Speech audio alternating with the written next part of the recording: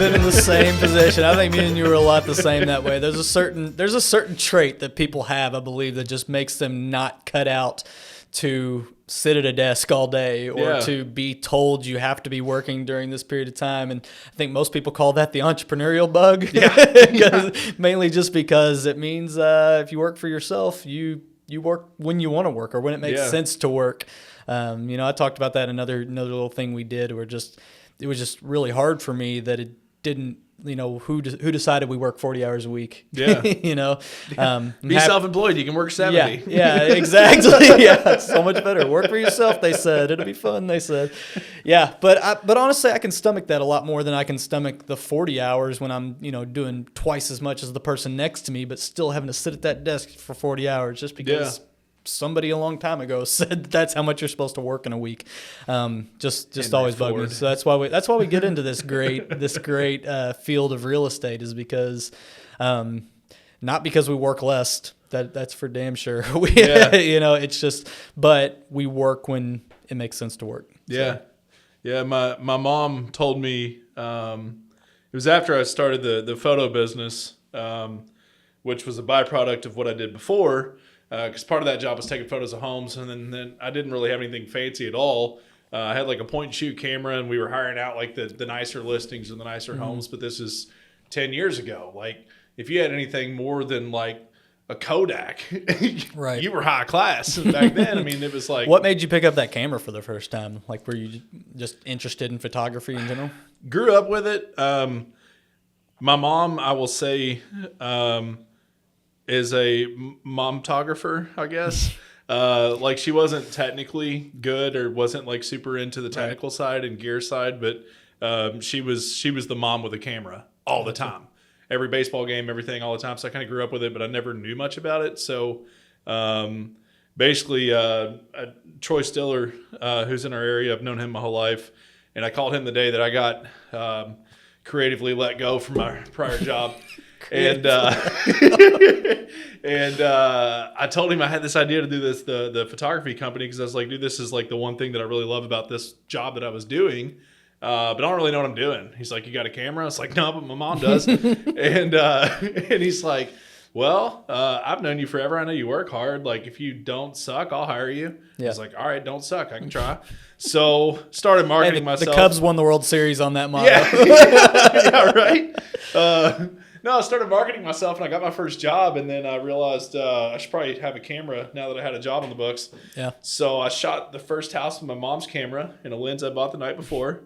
I was still living at home because I just graduated, but anyway, Troy was like, well, if you don't have any bills and you live at home and you got a little money in the bank, like, why not try it? And I was like, all right. So tried it, booked the job, shot that house, took 400 plus photos, was there for 4 hours. I had to go out to 400 photos at one house? 467 to be exact. I still remember. That's a memorable number. It was, I had a 4 gigabyte memory card.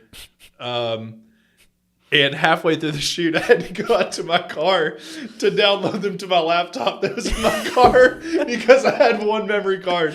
I was so unprepared for this moment. So the premise was, I don't know what I'm doing, but if I take enough pictures, surely some of them are pretty good. I need to get like 35 pictures out of this, and surely I can get that. Yeah, dude, it was like, all right, living room.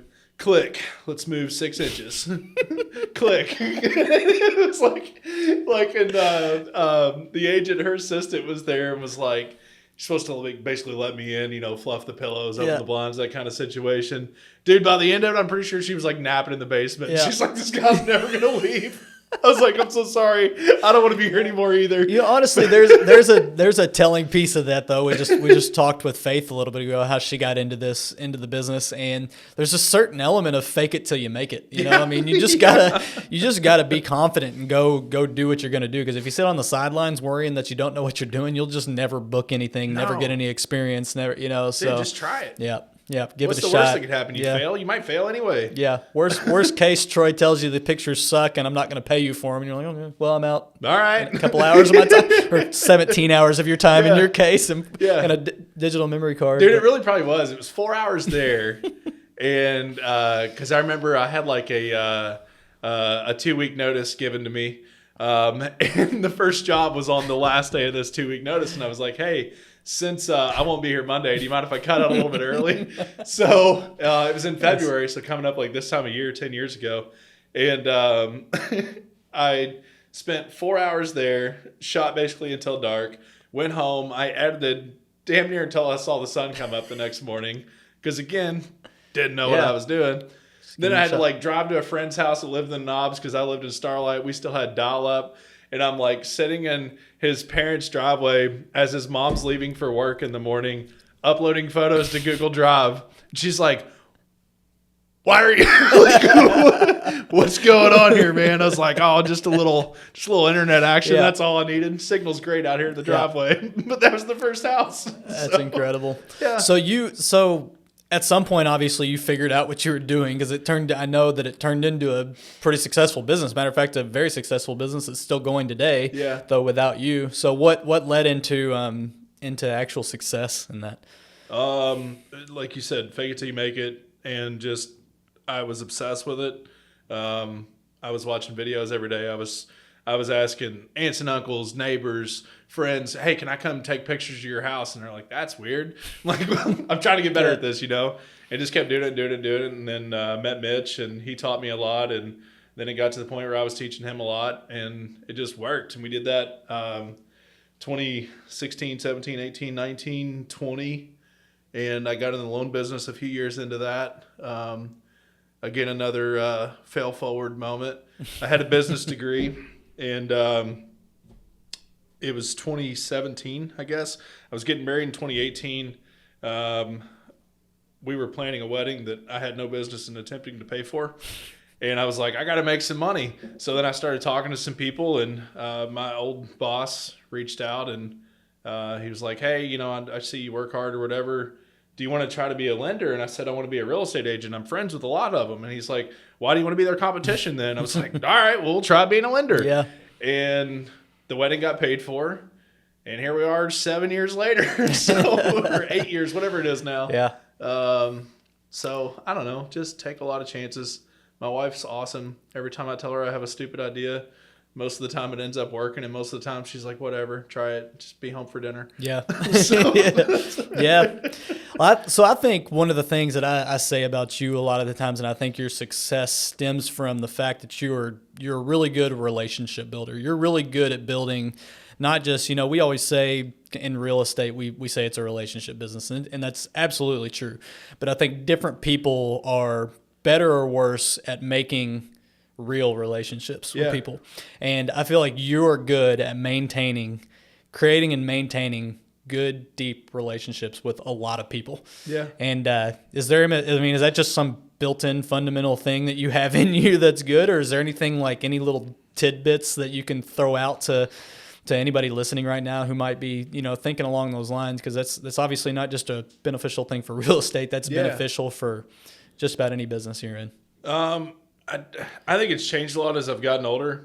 When I was a kid and younger, I was an only child, and it was like, I just want to make friends. If I'm nice to everybody, I'll have a friend. and then, it made me feel bad. But no, life goes on, and just kind of you see what those relationships can do for you, and how you can help people, and how they can help you. And then you have kids, and my dad passing away, and there's all these moments that have happened, and my wife's dad and everything that have happened where you get this community of people that genuinely care about you. Mm-hmm. And something I started doing 6 months ago, or roughly, I don't know exactly when it was.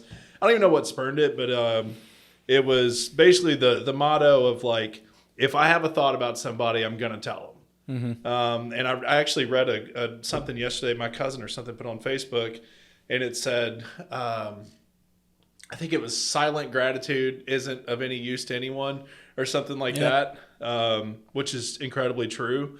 So it's changed me, my business, my relationships a lot over the last 6 months, because it's, you see something makes you think of somebody, a memory with a friend of yours or whatever. Right. And most of the time you say, and you move on. Yeah. And whatever it was just like, I'm just going to start telling them. Right. I'm just going to call them and be like, hey, dude, this is super weird. You remember that time? And then we're laughing and we have a 5-minute conversation. And I can definitely attest to the fact that you do that, because you're I don't know how many times I get a text when you're like on vacation or something like that, and you see some goofy thing that reminded you of me. Yeah. And I got a text to some picture, whereas like that thought might cross my mind, like the something that reminded me of you or somebody else I know, but most of the time it goes in one side and out the other, and I never actually do anything about. So the silent gratitude, I think it also goes with not necessarily just gratitude, but just thinking about someone. When you think about someone, do something about it. Yeah. And I may be wrong, but I think that's a big part of what has made you successful. Yeah. No, just let them know. Everybody likes to talk about themselves. Everybody likes to hear about themselves. It's fun. It's positive. Right. So yeah. I don't know. So we talked a lot about your photography business. We got into you got into loans. We're again, Foundation Home Loans is here. That's where we're at right now. We're in the studio that we just created at the office here. What's the plan going forward for Foundation Home Loans? Like what's the vision? What's the what can we look forward to? This is not very business influencer podcast. But I don't know if there's with my partners and our employees and everybody. I don't know if there's a number, if there's a target, if it's we got to have this many locations, we got to do this much in revenue. It's just what we've done for the last year since we opened this is just love our employees, love each other, love our community. We raised almost $20,000 last year for various causes kind of around the area. Thanks to us and our work and our partnerships with other companies and things like that. And it just keeps growing and it keeps working and we keep attracting good people. And we had a couple people call last week that may want to move over here and they're asking like, what's your thing? What's your game? You know, because we say like our internal motto is to just be so annoyingly likable. But it's just who we are. Well, I'll put a pitch for you. Just in the time I've been here in the office, kind of messing with the studio and things like that.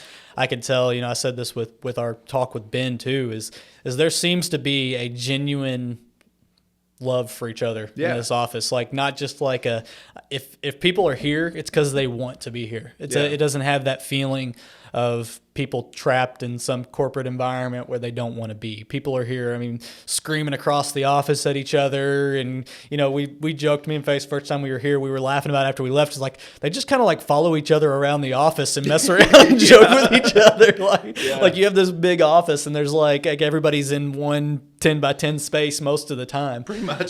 But you still obviously get a lot of work done. You get, there's a lot of business going through this place.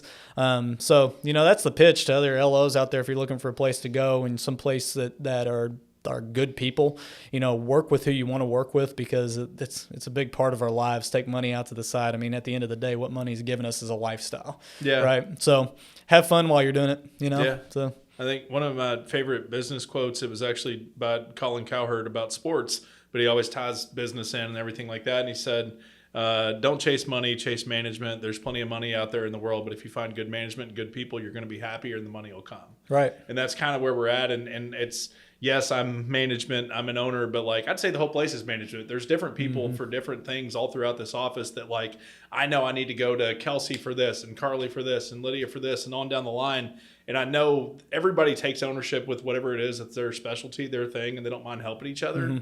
And that's where that chase management comes in, is like the money keeps coming. We're still doing business. We're growing month over month every month, but we're not focusing on this dollar amount in the sky. Right. We're focused on each other. And turns out when you're in a good mood and people like you, and you can learn a lot, it happens to work. Yeah. And at the end of the day, if it doesn't make you money, at least you're enjoying it while you're doing it. You know, we're the happiest. We always hope to be successful, but at the end of the day, exactly. Yeah, and the bottom line is, like you said, it's gonna come. If you're enjoying what you're doing and you're treating people right, it's gonna come. So, so that's about it for us. I think we're getting pretty close to the edge of the time we wanted to have here today. So. Appreciate you talking with us. I'm going to put one little pitch in for myself. We are AdventuREalty. This is from the studio. We're going to try to do these podcasts more and more. We do sell houses as well. We're not just doing it for free. We're doing this for free, but the hope is to sell houses. So if you're looking to buy, sell, invest in this area in Southern Indiana or Louisville, let us know. And while you're at it, talk to Kyle and Foundation Home Loans about getting your mortgage as well. I promise you, we'll treat you well, and you'll have a good time doing it. So just remember, never be a cash buyer. Yeah, everyone needs a mortgage. Yeah, cash kills. Put as little down as possible. It's a terrible advice, but good advice. Just so you know. No, thank you, dude. Thanks for having me. Yeah. Till next time.